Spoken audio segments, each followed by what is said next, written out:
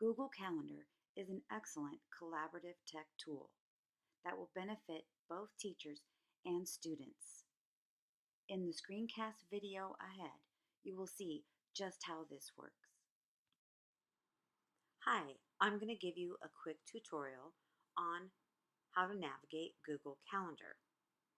I'm already at my Google search toolbar here. However, if you're not there, you need to go to google.com. First, we're going to start to make sure you're signed in to the proper account. So I'm going to click on this little circle. It has my face on it. Yours may just be your initial to make sure that I'm signed into the right account. I have to check that because I have a couple of different accounts. So now that I've determined that I'm signed into the right account, now I'm going to get to the calendar. You need to go to what I call my Google Rubik's Cube, 9 little squares inside a square. Click on that and your Google apps available will pop up. Now, if you don't see your calendar right away, it may be further on down. You have to slide down with this gray toolbar. You can click more, it might be there. And if there's some of these apps that you use more than others, you can move them from one spot to the next. So just by holding and dragging. So if you want your mail over here and you want your drive over here and you want the calendar to be right in the middle, you can do that. You can move YouTube up. You can put Google over here. You want your photos close to you. You can move those all around. And there we are. So once again, click on my Google Rubik's Cube, click on calendar, and your calendar pops up. It'll automatically pop up to today's date. But now once you're here, you get to select your view. Do you want to see 1 day at a time, 1 week at a time, 1 month at a time, 4 days at a time for those of you who like the number 4, or you want to look at the agenda? I like to look at a week at a time. Once you're here, now you can click on the day and time you want to make your event. So I'm going to show you, I'm going to make my first event. I'll show you how I'm going to do that. I don't want to put it on this week, I want to put it on next week. So you come up to where your date is visible and you can use the back or forward arrows to get to the proper week. So I want to put an event on Wednesday, September 6th, and I want it to be in the morning. So I'm going to use my gray toolbar over here to scroll up, and I'm going to click on 7:30 in the morning. By clicking on that time, it will automatically go to a new event. Here where it says Untitled Event, that's where you can add your event. Now I'm going to add a Spanish listening quiz. I want it to be on September 6th at 7:30 in the morning. It's probably going to end by 8 o'clock. It will tell me the date and the time zone. You might want to check that yours is defaulted to Pacific. It most likely is. Now, if you want this event to last all day, you can click all day. If you don't, you just unclick it. If you want this event to repeat, click repeat. Then you can select the options that apply to your repeat. I happen to want this event to be on a repeat every week, every Wednesday. I do want it to end because I want it to end whenever the last week of school. So I'm going to go to June and I'll pick the last Wednesday that we have school. So this is going to go every week on Wednesday, starting next week, ending in June, and now click Done to save your event. So your event is saved, but it's still rather generic, and you have to take care of some of these more options in order to make sure that your event is complete. It's going to type in Science Lab, and that way you know how to add a location.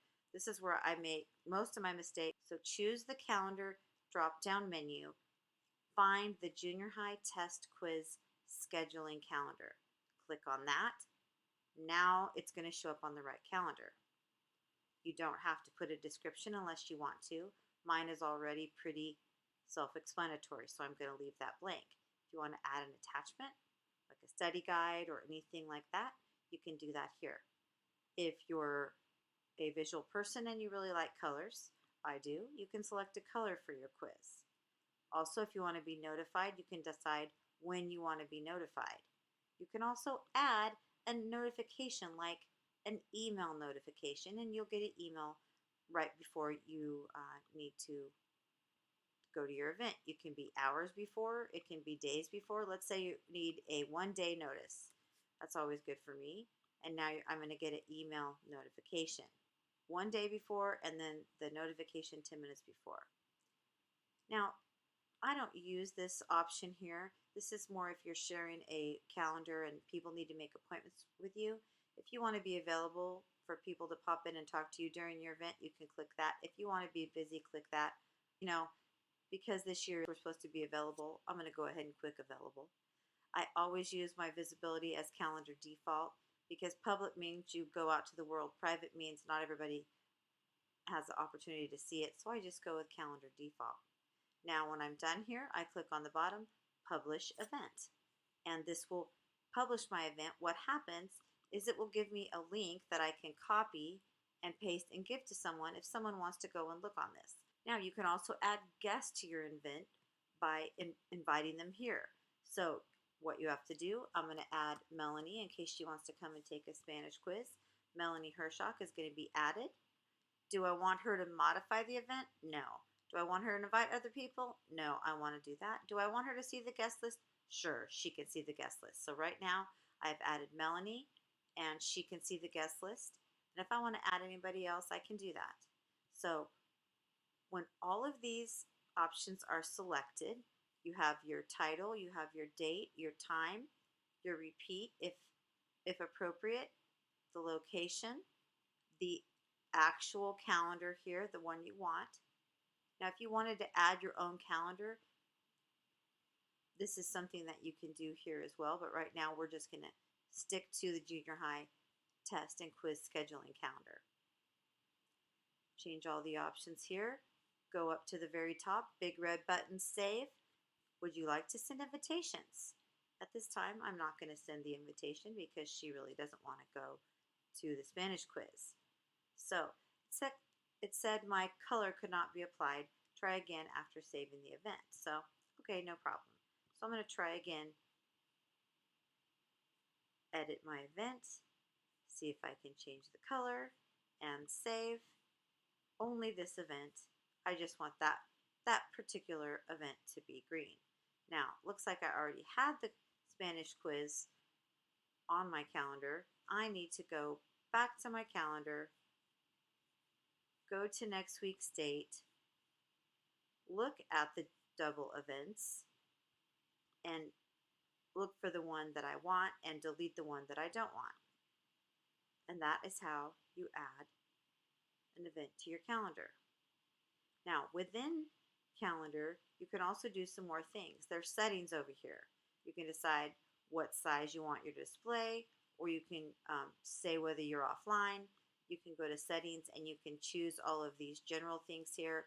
English, US, Pacific time zone, the date format, how you want it. You can go here, you can go backwards. We're going to stick with the unusual American way of doing it.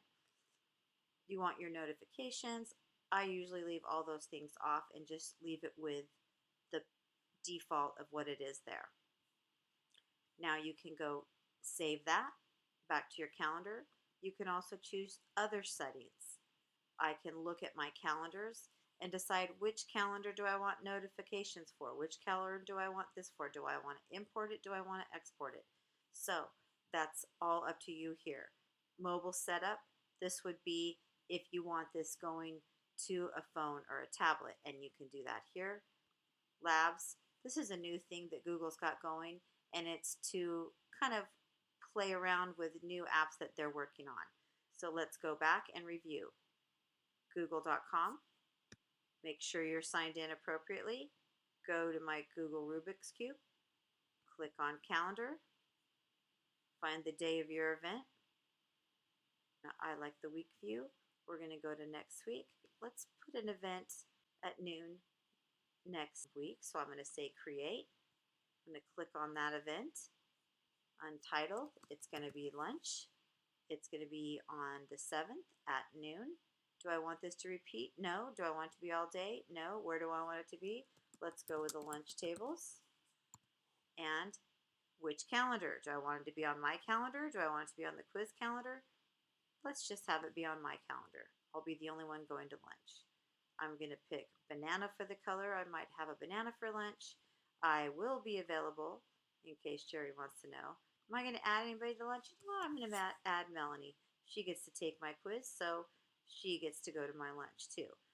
I don't want her to invite anybody, but I'm going to let her see who all is coming. When I'm all done with all these, I'm going to say save. Do I want to send? Nope, not going to send because it's fake. And look at there. There's the lunch for Melanie and I. If I click on that little person there, it'll tell me that I'm going and nobody else is going yet because Melanie doesn't know. I hope that's been helpful. That is Google Calendar.